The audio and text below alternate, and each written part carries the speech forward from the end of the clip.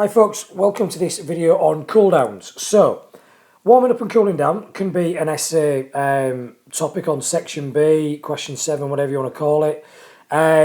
Very unlikely that you're going to get a question on warming up and cooling down. It's going to be, as it has been in the past, on one or the other. So if you look at the warm-up video, that will tell you exactly what you need to put down for a warm-up, and this one is going to show you exactly what you need to put down for a cool down. Right. There are two key ways this has been asked in the past in terms of what you need to know for a cool down. Okay, and they are method and benefits. So basically, how do you do it and why do you do it? Okay, so let's draw a line down the middle there. Benefits. What the key... methods. What are the key things we need to do here? Okay, what you've got to do is, number one, reduce intensity of exercise. You are not going to do a cool down at the same intensity as what you've just been doing whilst you are performing. You've got to reduce the intensity of the exercise. Okay, what have you got to do? Okay, light jog is the classic answer given there. Even walking around, but a light jog is basically it. What else are you going to say? Well, we use dynamic stretching in a warm-up. We're now going to do static stretching in a cool down. If you remember, why do you do dynamic stretching in a warm-up? Because that's the second part of your warm-up, and by keeping your stretches on the move, you are keeping your heart rate, your breathing rate, your oxygen delivery, your blood flow, you're keeping all those things elevated. We're not concerned with that in a cool down. If anything, we're trying to bring things back down to normal, so we want to do a static stretch. Okay, so they're the key things that we need to do. That's the key methodology. Unlike a warm-up, where that had 3 stages to it, a primary pulse raiser, dynamic stretch, and then you did a sport-specific component, this only really has 2 components to it. You've got to do a light jog and static stretching, okay? So let's have a look at the benefits of doing a cool down. So 2 of the key reasons why you're going to do a cool down, it's going to reduce heart rate and it's going to reduce body temperature. When we say reduce, we mean get back down to resting levels. We want your heart rate to go back down to its resting value. We want your body temperature to get back down to its resting value. So we're just talking about gradually. If you suddenly stop, yes, your heart rate will drop back down to resting. Yes, your body temperature will drop down to resting, but it happens a bit too quickly and it kind of shocks the body. We're talking about gradually through a light jog and static stretching, reducing heart rate and reducing body temperature. Okay, there's something else it reduces. It reduces DOMS. Okay, now what is DOMS? Right, so delayed onset of muscle soreness. That is what DOMS stands for. What is that? That's that pain and aching sensation you get 24, 48 hours after a training session or after a game or something like that. You feel alright, you'll feel tired straight afterwards, but you know your muscles might not be in that much pain, but then suddenly a few hours later the pain kicks in, you get delayed onset of muscle soreness, okay? Now, what is one of the factors that is causing that delayed onset of muscle soreness? It's lactic acid. Lactic acid that is built up in your muscles whilst you're exercising, and then when you've suddenly stopped, that lactic acid has stayed put. It's stayed in the muscles, it's stayed in the blood. What is the one substance that gets rid of lactic acid? Well, that's oxygen, okay? Now, by doing a light jog, okay, I'm going to keep oxygen circulating around my system. So by increasing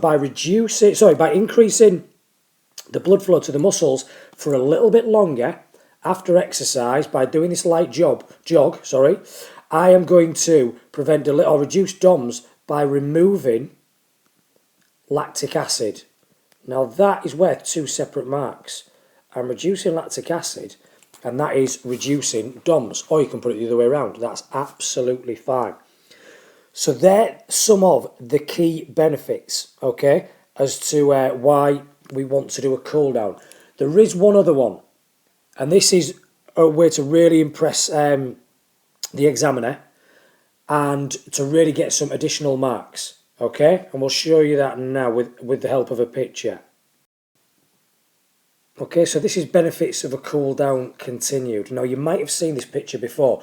If you've watched the video on the subject venous return, you will have seen this picture before, right? What we are showing here on this diagram, we are looking at the muscles, particularly in the legs, okay? So there are muscles in the legs, and here's a vein in between those muscles, and as you can see, we're trying to get, in this vein, we're trying to get blood to flow back to the heart, okay? That's the role of a vein, to get blood to flow back to the heart. Now, what happens is, these valves prevent blood from falling back downwards. However, something can happen. If the vein just remains like that and the muscles remain relaxed on either side, the blood is just going to pool inside, and I'm going to colour in red, it's going to pool inside these veins, and it's going to get stuck behind the back of the valves, as my woeful colouring in is hopefully demonstrating to you. Now, what that is called venous pooling, i.e. blood that is full of lactic acid and full of carbon dioxide can sometimes collect behind the back of the valves in the veins. And obviously we don't want it to collect there. It's full of lactic acid, it's full of carbon dioxide, we want to get it back to the heart. Now look at this second picture here. If I contract the muscles in the legs, they squeeze on the vein and they will force the blood upwards back to the heart. Okay? So what we are doing by doing a cool down, by keeping these muscles contracting, okay, is we are, let me just get my pen sorted out, we are preventing venous pooling. We are stopping the blood from collecting on the back of the valves and forcing it back to the heart. And this is called, like I've said, this is called our venous return mechanism. Venous as in vein, not the planet Venus, that's V-E-N-U-S. Every time you see the word Venus with an O-U-S, we are referring to the veins of the body. So what we're doing there is we are preventing venous pooling. Just to recap again, what's happening here on this diagram is you've just finished your game, your race, your competition, and you have decided not to do a cool down. So the muscles are staying relaxed as you're sat in the changing room or getting a shower or whatever else. The blood is therefore not getting returned fully back to the heart. So it's collecting on the back of these valves, and we call that venous pooling. By doing a cool down, by going for a jog, these muscles are going to contract, they're going to squeeze on the veins and force the blood. As you can see, look, those valves have been flicked open. That's going to flick that blood that's collected in the back of those valves upwards and back towards the heart. And remember, that blood is the stuff that's full of carbon dioxide and lactic acid, so that is going to, again, reduce the effects of DOMS.